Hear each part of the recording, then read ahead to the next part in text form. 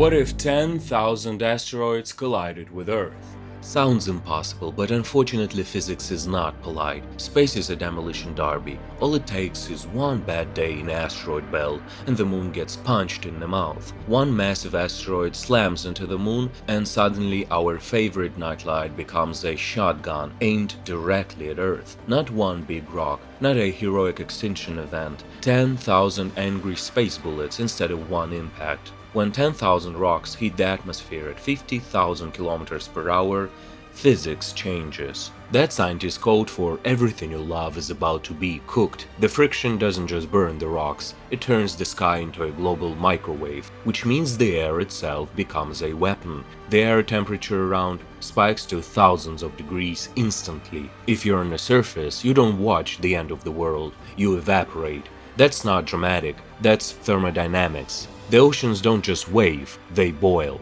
But the real danger comes after the impact.